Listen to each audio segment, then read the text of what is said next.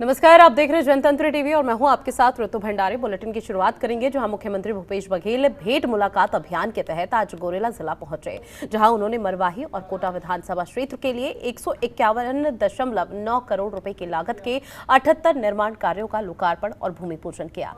इसमें मरवाही विधानसभा क्षेत्र में 56 करोड़ 20 लाख रुपए के 15 कार्यों और कोटा विधानसभा क्षेत्र में 20 लाख रुपए के 4 विकास कार्यों का लोकार्पण भी शामिल है। वहीं भूमि पूजन के कार्यों में मरवाही विधानसभा क्षेत्र में 84 करोड़ 73 लाख रुपए के 55 कार्य और कोटा विधानसभा क्षेत्र में 9 करोड़ 96 लाख रुपए के 4 निर्माण कार्य भी शामिल हैं।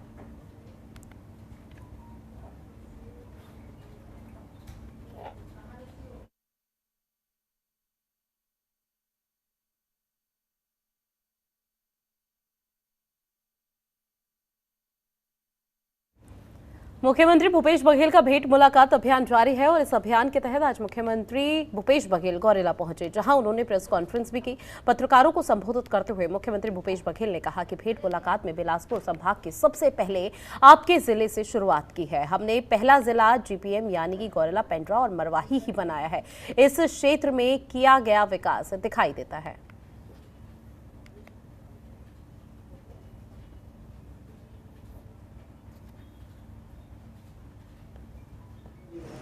सबसे ज़्यादा जो काम करने का आवश्यकता है वो नरवा का काम करना, वाटर रिचार्जिंग। जहाँ बसाहट है वहाँ तेज़ी से काम करने की ज़रूरत है। फॉरेस्ट डिपार्टमेंट इसको डेवलप करे और वहाँ कुआं बना दे ताकि पेयजल की समस्या का निदान हो सके। दूसरी बात यह है कि उन गाँवों में सौर ऊर्जा भी पहुँचाने का आवश्यकता है। नेटवर्क की भी बड़ी शिकायत है, नेटवर्क ही नहीं है। और दूसरी बात यह है कि यहाँ कोदो कुटकी बड़ी मात्रा में बोलते हैं, लेकिन उस प्रकार के प्रचार प्रसार नहीं है। बहुत सारे जो किसान हैं, कल हम लोग गए थे तो वहाँ बीज की मांग कर रहे थे। कोदो बीज तो ऐसा है कि मान लो धान बोलते हैं तो आपको 30-40 किलो लगता है, हाइब्रिड में 6 किलो लगता है, लेकिन यदि कोदो बोलेंगे तो 1 किलो लगता है। 1 किलो बीज उपलब्ध कराने में प्रशासन को कोई अड़चन नहीं होनी चाहिए। 1 एकड़ में 1 किलो बीज से अधिक लगता नहीं, ज़्यादा होगा नहीं। तो प्रिमिटिव टाइप्स हैं, वहाँ गए थे पैदल लोग, तो वही बोल रहे हमारे पास तो कोदो बीज नहीं है। तो बीज उपलब्ध करा दें और उसको भी राजीव गांधी किसान न्याय योजना से जोड़ दें तो आर्थिक स्थिति सुधरेगी। बहुत स्थिति आर्थिक कमजोरी तो दिखता है। तो हमारी सरकार के मूल उद्देश्य यही है कि आम जनता की आय में वृद्धि हो, चाहे वो किसान हो, चाहे मजदूर हो, चाहे वो आदिवासी हो, चाहे प्रिमिटिव टाइप हो, चाहे वो महिलाएं हो। यहाँ कोदो तो सीएम भूपेश बघेल का भेंट मुलाकात कार्यक्रम आज हुआ था, जहां गोरेला से इसकी शुरुआत हुई। सीएम बघेल की तरफ से यहां पर जो आम जनता पहुंचे थे, सीएम भूपेश बघेल से उन्होंने वार्तालाप भी किया है। हालांकि तमाम बातचीत को लेकर और मुद्दों को लेकर जिक्र भी यहां पर किया गया। इस दौरान गोरेला में सीएम भूपेश बघेल की एक जनसभा भी आयोजित की गई थी, जहाँ तमाम अधिकारीगण मौजूद थे। इसके साथ ही सुरक्षा की दृष्टि से भी कई तरह के पुख्ता इंतजाम किए गए थे। और सीएम भूपेश बघेल ने जिस तरह से बड़ी सौगात 151.9 करोड़ की यहाँ पर दी है, उसको लेकर भी उन्होंने कहा कि इसकी शुरुआत आपके ज़िले से की गई है, जीपीएम, और अब आने वाले समय में भी बाकी ज़िलों को से भी इसकी शुरुआत करने की जो प्रक्रिया है वो अब शुरू हो चुकी है। तो छत्तीसगढ़ में अब आने वाले समय में यहाँ पर विधानसभा चुनाव भी होने हैं, जिसको लेकर अब तैयारी किस तरह से है वो साफ तौर पर देखी जा रही है। ज्यादा जानकारी के साथ छत्तीसगढ़ से ब्यूरो चीफ जरीन सिद्दीकी हमारे साथ जुड़ गए हैं।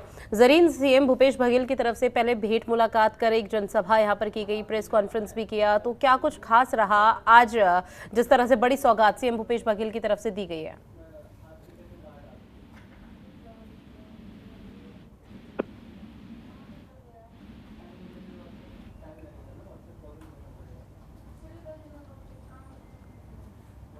तो जरीन से फिलहाल संपर्क टूट गया, एक बार फिर से साधने की कोशिश करेंगे और तमाम जानकारी लेने की यहाँ पर कोशिश करेंगे कि किस तरह से आज सीएम भूपेश बघेल की पूरी जनसभा रही। हालांकि प्रेस कॉन्फ्रेंस कर तमाम बातों का जिक्र भी यहाँ पर किया गया और इसके साथ ही उन्होंने कहा कि यहाँ पर आम जनता से मिलकर अच्छा लगा और आने वाले समय में भी इसी तरह की जो चीज़ें हैं वो यहाँ पर करते हुए नजर आएगी राज्य सरकार।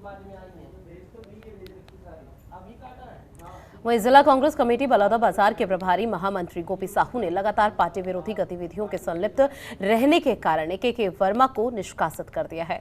आपको बता दें कि के वर्मा को जिला कांग्रेस अध्यक्ष के आदेश पर कांग्रेस की प्राथमिक सदस्यता से 6 साल के लिए निष्कासित कर दिया गया है। वहीं प्रभारी महामंत्री गोपी साहू ने जानकारी में बताया कि के वर्मा संगठन के विरुद्ध बयानबाजी कर रहे थे, जिसमें कांग्रेस के पदाधिकारियों का नाम बिना सहमति के प्रकाशित कर छवि धूमिल करने का भी प्रयास किया गया था।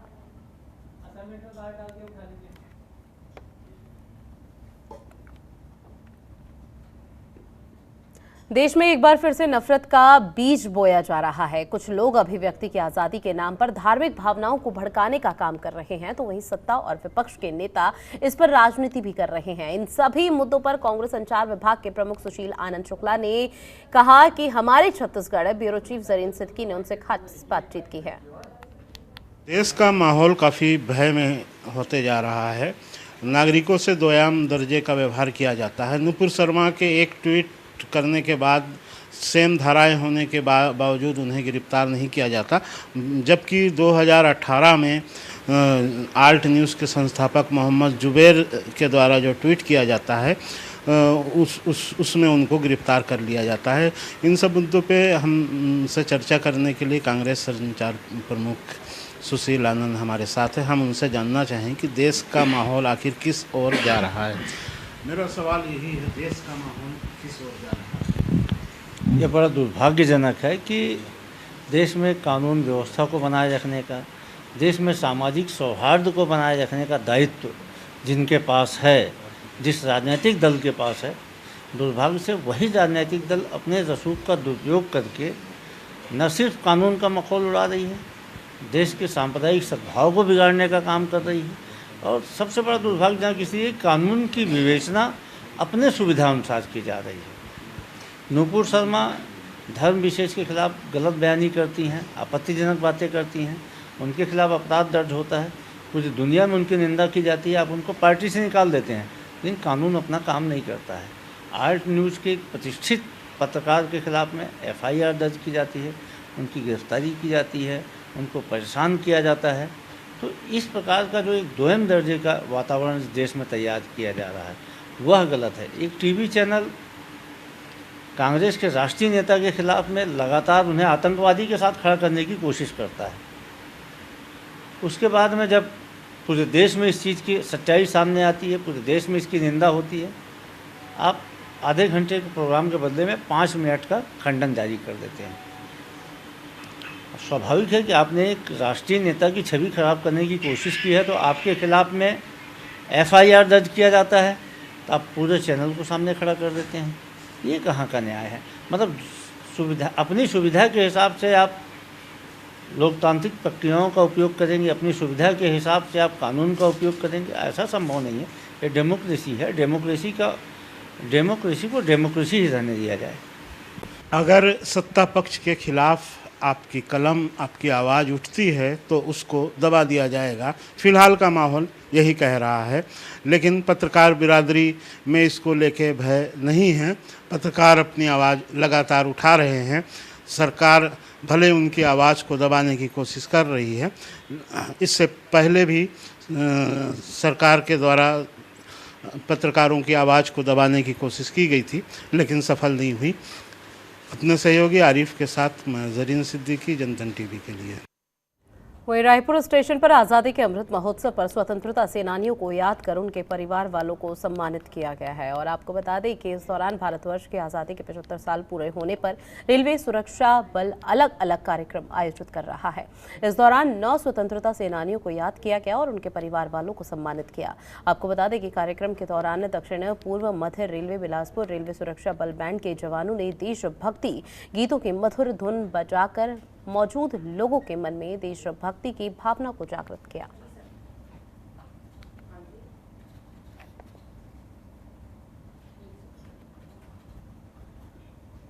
वहीं कवर्धा में कापा गांव के माध्यमिक शाला की हालत और शिक्षा का स्तर दोनों की स्थिति पूरी तरह से बदहाल है।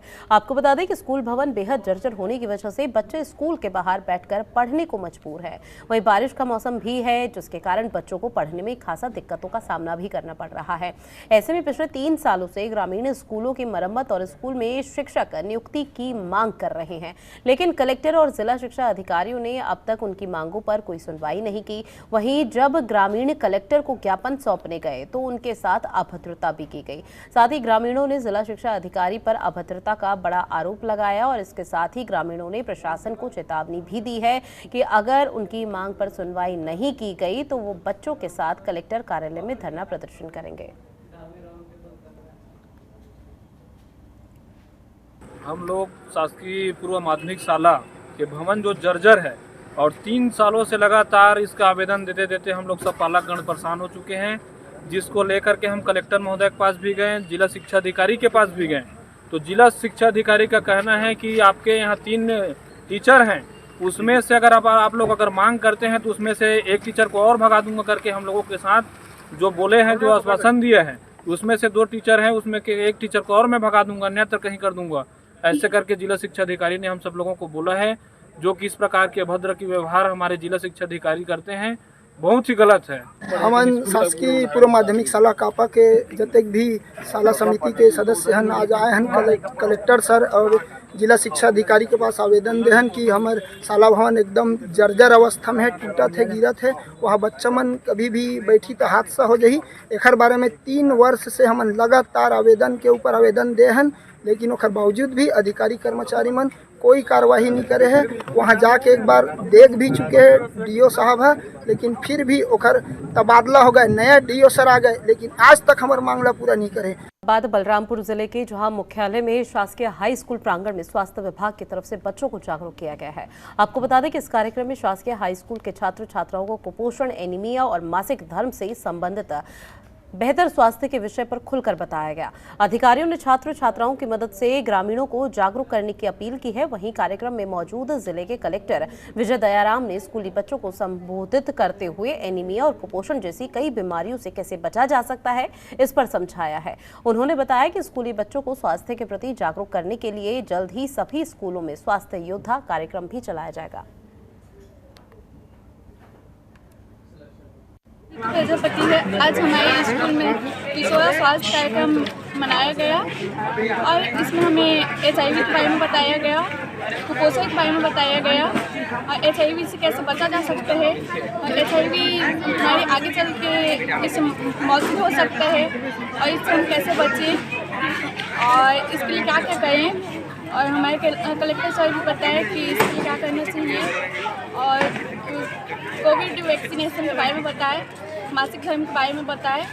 बलरामपुर जिले में ये स्वास्थ्य की गतिविधियों को थोड़ा सा और तेज करने के उद्देश्य से हमारे हाई स्कूल के जो 9वीं से 12वीं के जो बच्चे हैं, उनका हम लोगों ने आज से स्वास्थ्य योद्धा कार्यक्रम हम लोग शुरू कर रहे हैं, जिसके तहत उनको हम लोग ट्रेनिंग भी देंगे और समझाइश भी देंगे, जिसके आधार पर अपन को, अपने परिवार को, अपने समाज और समुदाय के बीच में शासन की जो स्वास्थ्य संबंधी जितने भी योजनाएं हैं उसकी जानकारी पहुंचाने के लिए और अपने आप को भी स्वस्थ रखने के लिए, स्वस्थ तन मन के साथ आगे बढ़ने के लिए इस कार्यक्रम को शुरुआत। अब बात बस्तर की, जहां पुलिस ने टेक बैक योर प्रॉपर्टी अभियान चलाया है और आपको बता दें कि कुछ दिनों पहले ही बस्तर जिले के साइबर सेल और थानों में लोगों के मोबाइल गुम हो जाने के संबंध में सूचना और आवेदन पत्र भी मिले थे, जिस पर एसपी जितेंद्र सिंह मीणा ने गुम मोबाइल के खोजने के लिए एक टीम गठित की और गुम मोबाइल को वापस लौटाने के लिए टेक बैक योर प्रॉपर्टी नाम का अभियान चलाया जा रहा है। इस अभियान के तहत साइबर सेल ने अलग अलग जगहों से 150 से ज्यादा फोन बरामद किए और इसके साथ ही शौर्य भवन के पुलिस ऑडिटोरियम लालबाग में संबंधित मोबाइल धारकों को बुलाकर 125 वापस किए गए हैं। आपको बता दें कि इन मोबाइल की कीमत 15 लाख रुपए से अधिक बताई जा रही है, जहां पहले भी बस्तर पुलिस ने 700 से ज्यादा मोबाइल फोन ढूंढकर मोबाइल धारकों को सुपुर्द किए।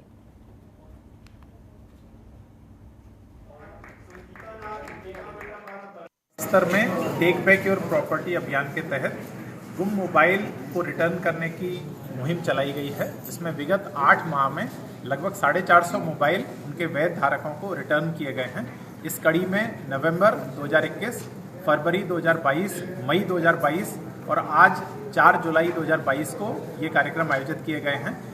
इन 5 अलग अलग कार्यक्रमों के दौरान 450 मोबाइल उनके धारकों को रिटर्न किए गए। इस पूरे मुहिम में साइबर सेल की भूमिका बहुत सराहनीय रही है। साइबर सेल को लीड करने वाली नोडल अधिकारी श्रीमती गीतिका साहू, सब इंस्पेक्टर अमित सिद्धार्थ और पूरी साइबर सेल की टीम ने बहुत मेहनत करके ये मोबाइल रिकवर किए हैं और उनके धारकों को रिटर्न किए हैं।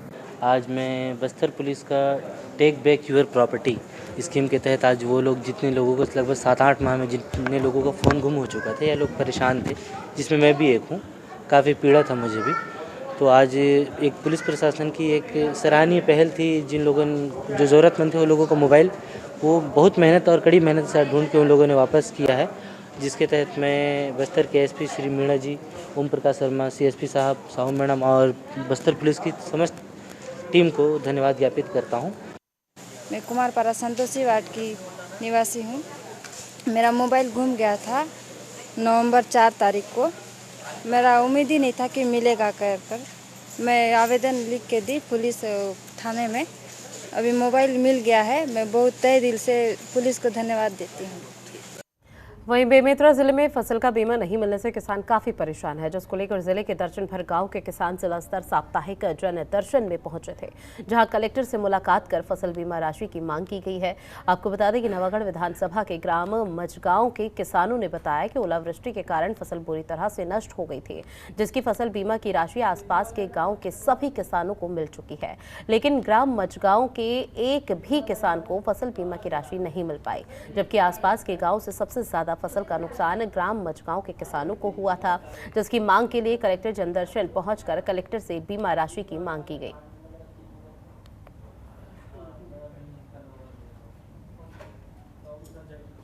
मजगांव गांव के लोगों को माने बीमा की राशि प्राप्त नहीं हुआ है अभी तक के। आसपास के गांव में बीमा राशि प्राप्त हो चुका है, लेकिन मजगांव ग्राम पंचायत के लोगों को अभी तक के ये राशि प्राप्त नहीं हुआ है। और इसी को लेकर के इसके पहले 15 दिन पहले हम लोग और आ चुके हैं कलेक्टर साहब से मिलने के लिए, उसका भी अभी कोई प्रत्युत्तर प्राप्त हुआ नहीं है। इसलिए नए कलेक्टर साहब आए हैं, उनसे जाकर के मिलते हैं और बात अपना रखेंगे कि हमारी बीमा राशि दिलवाएं। ऐसा करके जितना माने क्षति मजगांव में हुआ है उतने आसपास के कोई गांव में इतना क्षति नहीं हुआ है, लेकिन हमारे गांव को ही ये राशि मिला नहीं है। इसमें पटवारी की ही माने गलती है ऐसा बता रहे हैं, क्योंकि पटवारी जो है रिपोर्ट भेजने में गलती किया है। इससे शिकायत करेंगे अपने कलेक्टर साहब से और बात रखेंगे बीमा राशि दिलवाने के लिए ऐसा करके। फिलहाल इस बुलेटिन में इतना ही। आप बने रहिए जनतंत्र टीवी के साथ। नमस्कार। खबरों के निष्पक्ष विश्लेषण के लिए सब्सक्राइब करें Jantantra TV and press the bell icon. Never miss any update.